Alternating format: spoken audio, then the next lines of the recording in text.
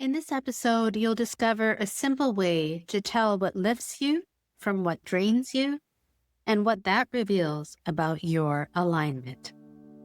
Welcome to the Midlife Reinvention Podcast, a podcast helping women in career and life transitions achieve clarity on their next steps so they can transform uncertainty into an energizing next chapter. I'm your host, Kavita Ahuja, and the founder of It's My Time Now Coaching.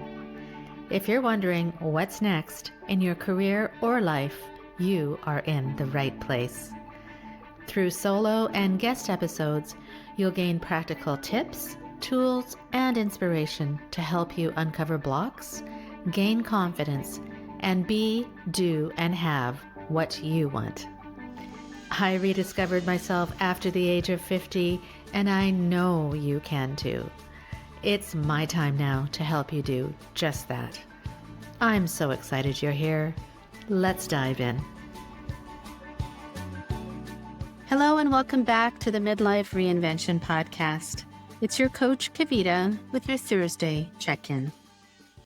On Monday, in episode 330, we talked about alignment and about how being aligned with who you truly are and what you truly want is the thing that steadies you and begins to draw what you want towards you. We ended with one question: where in my life do I feel most aligned, and where do I feel most misaligned? Today, I want to stay with that question because the way you begin to answer it is a lot simpler than you might think. You can notice where your energy shifts and where it drains. Your energy is always telling you the truth, even when your mind doesn't. Your mind can talk you basically into or out of almost anything. For example, that you should be fine, that you should be grateful, that this is simply how things are meant to be. But the way something leaves you feeling, whether you come away feeling lighter or heavier, is really the most honest answer underneath all of it.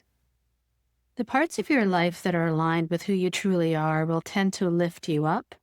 And those are the times when you lose track of time, you feel more like yourself, and there's a yes in you when you're doing them.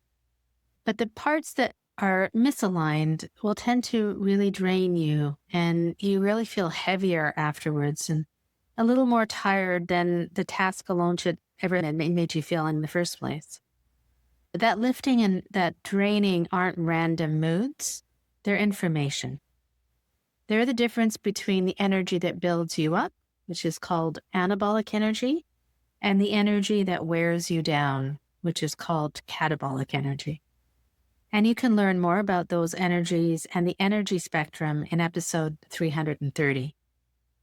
So many of the women I speak with have learned to talk themselves out of these signals. They've spent years being told to push through or to be grateful or to just not make a fuss. And so a whole day could pass, or even many months or even years can pass, without them ever stopping to ask which parts are fueling them and which parts are depleting them. So here's your simple practice for this week, and it's one I do with my clients all the time. It's called the green and red activity exercise. For the next few days, I want you to notice, and without changing a single thing yet, as you move through your day, keep one question running underneath everything you do. When you do an activity, does that activity give you energy, or does it take energy away from you? And then make two lists. Your green list is all those activities that give you energy, whether it's conversations or tasks or the people you meet. Those are the times you feel most alive and most like yourself. On the other side of the list is your red list of activities that drain you, the things that you actually dread, and the ones that leave you flat or heavy or small, or where time just seems to drag. And this is what often surprises people when they do this, because the things that you may assume are draining you may not really be the reason or the culprit at all. So many women begin certain that it's their work that is draining them. And then they discover that a good part of their work actually sits in the green activity section. And what's actually draining them is something they've stopped noticing, like an hour of scrolling on your phone and comparing yourself to somebody each evening, or a relationship that you've been tolerating for years, which you've just come to accept. You can't really know until you've seen it written down in front of you. And that's really the gift of this exercise. It takes what you've kind of been vaguely feeling and turns it into something practical that you can finally see. And by the end of the week, you'll be holding on to something real, a clear picture of those activities which increase your energy and those where it's being drained. That's where you try to increase those green activities in your life. So you put in more positive energy on a weekly basis.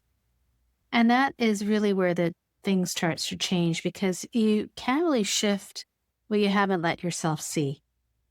Once it's in front of you, you can start to bring a little more of those green activities into your days. And you can look honestly at those red activities and begin to ask what needs to change. You don't have to completely overhaul anything this week. You just have to see it clearly and take the first step. So let me leave you with this. On Monday, we said that alignment, being true to who you are and what you really want, is what really draws the life you want towards you. And today, we've seen that your own energy is the most honest guide you have to where that alignment already exists and where it's missing. Your green and red activities will tell you the truth if you're willing to look. And when you've done that, there's a natural next step that I'd love to offer you. The green and red exercises show you where your energy is going day to day, but the deeper question underneath is where your alignment truly lives across 4 dimensions of your ikigai, or your reason for being. And those are your strengths, your passions, your values, and the contribution only you can make. That's exactly why I built the Ikigai Clarity Assessment to show you. In a few thoughtful questions, it will highlight where you're already aligned and thriving, and which one of those dimensions is asking for your attention. It will give you language to what you've already been feeling, and it's the first real step from awareness to clarity, which is where real change begins. You'll find it linked to the top of the show notes, and I hope you'll give yourself a few minutes this week to complete that. For now, keep it simple. Notice what lifts you and notice what drains you, and let your energy tell you the truth. Thank you so much for spending part of your Thursday with me. And if something in this landed for you, share it with a friend or two. That is how these good messages spread. Until next time, remember, my friend, you get to decide what comes next. So say it with me and say it with confidence. It's my time.